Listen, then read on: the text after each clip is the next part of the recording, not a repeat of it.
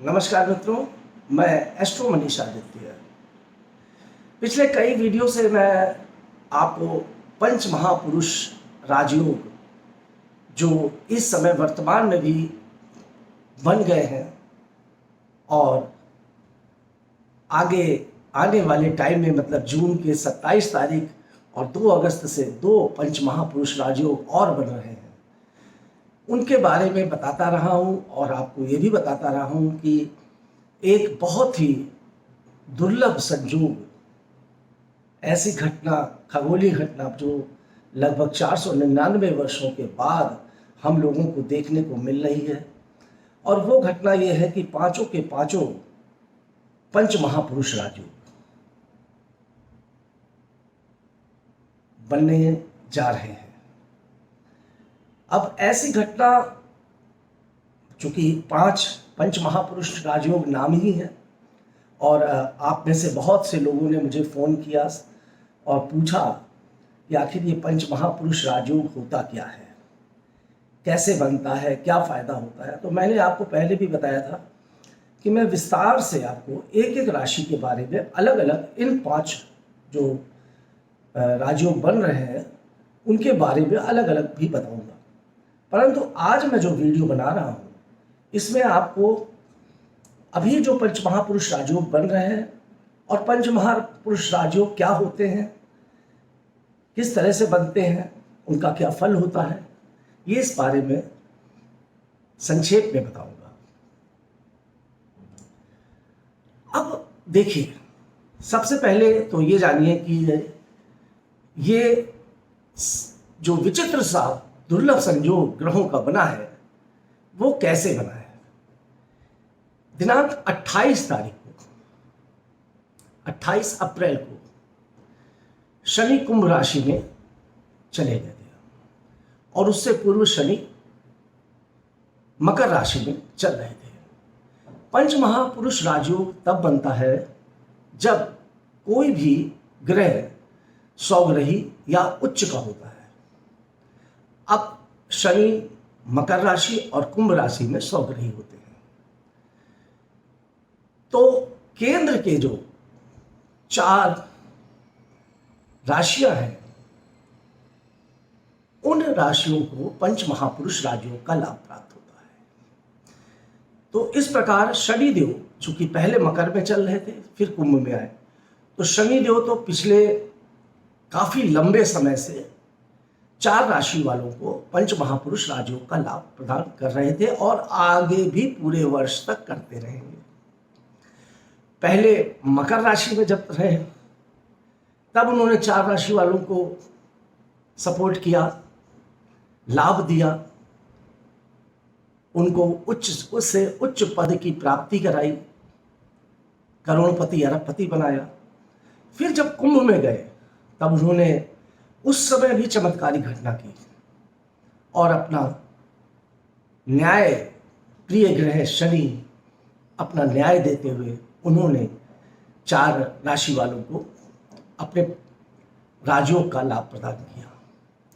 अब दिनांक 12 तारीख को, 12 जुलाई को, क्योंकि मेरा बेसिक फोकस जो है वो जुलाई के माह पर है और जुलाई के माह पर ही मैं प्रत्येक राशि के लोगों को इस पंच महापुरुष राजयोग का क्या लाभ मिलेगा और जुलाई का माह उनका कैसा रहेगा इसके बारे में बता रहा हूँ और बताऊंगा इस श्रृंखला में। और आप मेरे एक एक वीडियो को बहुत ध्यान से सुनिएगा मित्रों, क्योंकि तभी आप इस चीज का पूरा लाभ ले पाएंगे। इसको बनाने का मतलब केवल ये नहीं है कि बताया और आपको सिर्फ बताने का मतलब, मेरा उद्देश्य ये है कि इस अच्छे समय का आप अपने जीवन में चल रही किसी भी समस्या को, किसी भी कार्य को इस अच्छे समय का लाभ उठा सकें। अगर आपके अंदर कॉन्फिडेंस होगा, जब आपको मालूम होगा कि मेरे जीवन में ये समय बहुत ही अच्छा है, तभी आप उसका लाभ उठा पाएंगे। और एस्ट्रोलॉजर की जरूरत क्या होती है? क्या जरूरत होती है एस्ट्रोलॉजर की? भाई एस्ट्रोलॉजर की यही तो जरूरत होती है। आदमी यही तो जानना चाहता है कि मेरा आने वाला समय कैसा होगा, अभी जो बीता है बस वो उसमें मुझे ये प्रॉब्लम हुई, ये दुख हुए, ये कष्ट मिले। अब आने वाला कौन सा ऐसा बेहतर समय है जिसका मैं यूटिलाइज करके करोड़पति अरबपति बन सकूं, बहुत बड़े बड़े पद पर जा सकूं। हर आदमी की अलग अलग मंशा होती है, हर आदमी की अलग अलग इच्छाएं होती हैं, महत्वाकांक्षाएं होती हैं।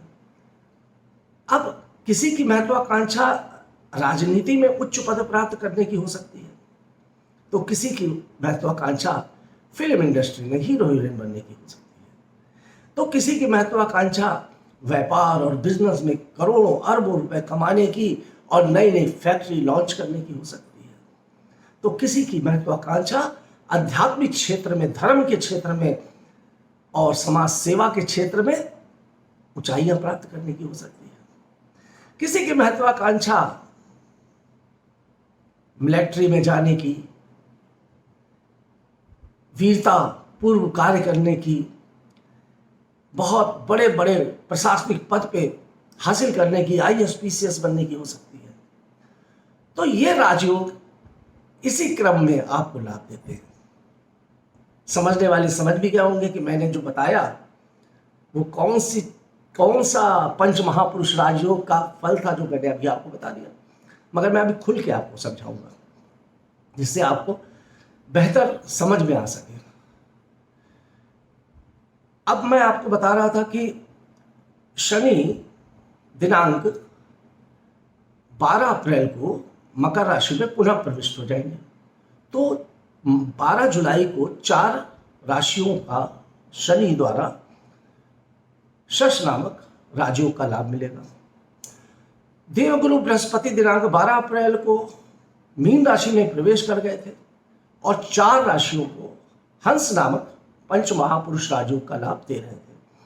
तो अब हुआ क्या कि अप्रैल माह से देवगुरु बृहस्पति और शनि ये 2 पंच महापुरुष राजयोग बन गए। और पंच महापुरुष 5 तरीके के ही राजयोगों को कहा गया है और यह भी कहा गया है कि इन 5 में से अगर किसी भी व्यक्ति के कुंडली में, जन्म कुंडली में एक भी राजयोग होता है तो उस व्यक्ति को कभी किसी चीज की कोई भी कमी होती ही नहीं। धन, वैभव, परिवार, पत्नी, स्त्री सुख, यश, प्रतिष्ठा, मान, मर्यादा सब कुछ उसके पास होता है। एक ही अगर पंच महापुरुष राजयोग आपकी जन्म पत्री में बना हुआ हो। और अभी वर्तमान की स्थिति क्या है कि 5 के 5 पंच महापुरुष राजयोग इस समय बन रहे हैं। तो सोचिए इसका कितना बेहतरीन और कितना सुखद लाभ हम लोग प्राप्त कर सकते हैं। हम सभी को लाभ मिलेगा, वो कोई राशि ऐसी नहीं है जो इससे अछूती रह जाए। अब कैसे लाभ मिलेगा इसका विस्तृत मैं अभी वीडियो बना के डालूंगा और आप सारे वीडियो देखिएगा। और मेरे YouTube चैनल को अगर आपने सब्सक्राइब नहीं किया है मित्रों तो आप कर लीजिए, क्योंकि अच्छी अपडेट आपको जब मिलने वाली है, लगातार मिलने वाली है, प्रतिदिन मिलने वाली है और ऐसी ज्ञानवर्धक अपडेट आपको मिलेगी कि आप भी सोचेंगे कि हाँ ये मैंने जानकारी प्राप्त की। और इस जानकारी के हिसाब से आप नोट कर लीजिएगा दिन, वो जो उस दिन आप उस समय पर जो भी आप कार्य करेंगे आपको भगवान भोले शंकर की कृपा, हनुमान जी की कृपा आप पे बरसेगी। अब बृहस्पति और शनि का 2 तो बने हुए थे, इसके बाद की स्थिति क्या हुई? इसके बाद तीसरा जो राजयोग बना वो दिनांक 18 जून को शुक्र के राशि परिवर्तन से बन गया, जिसका वीडियो मैं पूर्व में आपको बता चुका हूं, सुन लीजिएगा अगर ना सुना हो दोबारा। मालव्य नाम का पंच महापुरुष राजयोग शुक्र द्वारा निर्मित हो गया 18 तारीख को, क्योंकि शुक्र वृषभ राशि में अपनी सौग्रही राशि में आ गए। बृहस्पति सौग्रही राशि में, शनि सौग्रही राशि में, अब शुक्र भी शनि सौग्रही राशि में आ गए। तो आज की तारीख में जब मैं वीडियो रिकॉर्ड कर रहा हूं तो वर्तमान में ये 3 पंच महापुरुष राजयोग बने हुए हैं। अब ये किन किन राशियों को क्या प्रभावित कर रहे हैं, कैसे प्रभावित कर रहे हैं, उसका भी वीडियो में मैं डाल चुका हूं। परंतु फिर भी आगे मैं एक एक अलग अलग, क्योंकि आगे किस समय का जुलाई माह में अलग अलग भी बताऊंगा हर राशियों का। अब दिनांक 27 तारीख को, 27 जून को मंगल देव भी राशि परिवर्तन करके मेष राशि पे आ जाएंगे। अब मेष राशि का स्वामी कौन होता है? मंगल होता है, मतलब मंगल भी सौग्रही हो जाएंगे। तो मंगल भी सौग्रही होके रोचक नाम का पंच महापुरुष राजयोग बनाएंगे। पर यहां पर क्योंकि ऊपर वाला सब कुछ ठीक नहीं करता है, चांद में भी दाग जरूर देता है, जिससे कि चांद को घमंड ना आ जाए, चंद्रमा को घमंड ना आ जाए। इसलिए प्रभु की कुछ ऐसी कृपा होती है, कुछ ऐसी मनसा होती है कि वो दाग जरूर दे देता है। तो यहाँ पर मंगल राहु के साथ बैठ जाएंगे तो राजयोग तो बनेगा, पर राहु के साथ बैठने पर ये राजयोग खंडित भी होगा, क्योंकि मंगल और राहु की युति से यहाँ पर अंगारक योग भी बन जाएगा, और अंगारक योग अच्छा नहीं होता है। मैंने बताया ना कि भगवान देते हैं तो छप्पर फाड़ के देते हैं, पर मनुष्य के अंदर कहीं अहंकार ना आ जाए, घमंड ना आ जाए, इसलिए वह एक अस्त्र अपने पास जरूर रखते हैं, एक ताकत अपने पास जरूर रखते हैं। कहते हैं गुरु अपने शिष्य को सब कुछ सिखा देता है, सारी विद्याएं सिखा देता है, परंतु एक विद्या वो बचा के रखता है, इसलिए कि कहीं ऐसा ना हो मेरा शिष्य कल को मेरा ही गुरु बन जाए। तो यहां पर मंगल का अंगारक योग भी बन जाएगा। अब आता है 2 जुलाई का दिन। 2 जुलाई का दिन ज्योतिष के इतिहास में एक अद्भुत दिन मैं मानता हूं। क्यों? क्योंकि 2 जुलाई को बुध राशि परिवर्तन करके मिथुन राशि में आएंगे और अपनी सौग्रही राशि में आ जाएंगे। तो इस प्रकार से 5 बड़े बड़े भयानक मजबूत ग्रह, बाकी राहु और केतु को तो हम अलग मानते हैं, छाया ग्रह हैं। बचता है चंद्रमा। तो चंद्रमा चूंकि गतिशील है, वो बीच बीच में कर्क राशि में पहुंचेगा, और 2 या 3 तारीख को चंद्रमा कर्क राशि में सौग्रही होगा। ये भी एक अद्भुत घटना है कि चंद्र भी उस समय सौग्रही होंगे। तो 5 महापुरुष राजयोग, और बुध भद्र नामक 2 जुलाई को भद्र नामक पंच महापुरुष राजयोग बना देंगे। तो इस प्रकार 5 पंच महापुरुष राजयोग जो शास्त्रों में वर्णित हैं, थोड़े थोड़े कालखंड में ये राजयोग आएंगे, और 2 जुलाई को के बाद लगभग 10-11 दिन तक ये 5 राजयोग बने रहेंगे। बल्कि चंद्रमा भी सौग्रही हो जाएगा, 5 ग्रह सौग्रही, और चंद्रमा भी थोड़े समय के लिए सौग्रही उस दरमियान बना रहेगा। तो 6 ग्रह सौग्रही हो जाएंगे। ये अद्भुत घटना घटित हो रही है। इस अद्भुत घटना का लाभ हमको, आपको, सबको लेना है, और किस तरीके से एक एक राशियों पर इस अद्भुत चमत्कारिक ब्रह्मांड में घटने वाली खगोलीय घटना का लाभ हमें लेना है, कैसे लेना है, और किन किन राशियों पर इसका किस तरीके से प्रभाव पड़ेगा, किन किन राशियों को 1 राजयोग का लाभ मिलेगा, किन राशियों को 2 राजयोग का लाभ मिलेगा, किन राशियों पर 3-3 राजयोग की कृपा बनेगी, या कौन सी ऐसी राशि है जिस पर 5 राजयोग की बहुत ही सुंदर लाभ उनको प्राप्त होगा। ये मैं एक एक करके क्रमवार राशिवार के हिसाब से आपको बताता रहूंगा। पर यहां एक बात मैं आपको और बता दूं कि 2 जुलाई के बाद से आगे के जो समय है, समय तो अभी वर्तमान में भी बहुत उत्तम है। ये ना सोचिए, क्योंकि 3 राजयोग तो वर्तमान में भी बने हुए, और चौथा बनेगा, फिर 5वां बनेगा। अगर आप उस समय में किसी भी तरह का संतान उत्पत्ति करना चाहते हैं, बहुत सी महिलाएं होंगी जो प्रेग्नेंट होंगी, जिनको गर्भवती होंगी, और उनको डॉक्टर ने बताया होगा कि इस दरमियान आपका बच्चा हो सकता है, तो ऑपरेशन द्वारा अगर ऐसी स्थिति बन जा रही है कि ऑपरेशन करवाना ही है, तो मैं तो सलाह दूंगा कि किसी अच्छे एस्ट्रोलॉजर से परामर्श लेकर आप दिन निकलवा लीजिए, और इन 5 राजयोग का लाभ आपके संतान को प्राप्त होगा।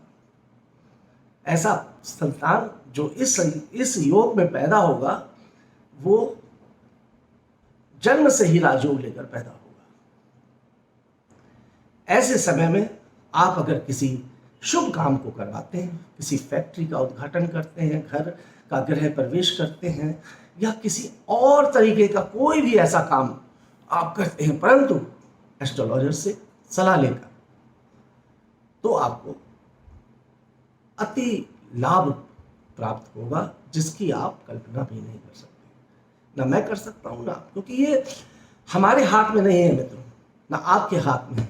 ये ईश्वर के द्वारा दिया गया एक वरदान है जो इस समय हम लोगों को प्राप्त होने जा रहा है। तो इसी के साथ इस वीडियो को मैं यहीं पे समाप्त करता हूं।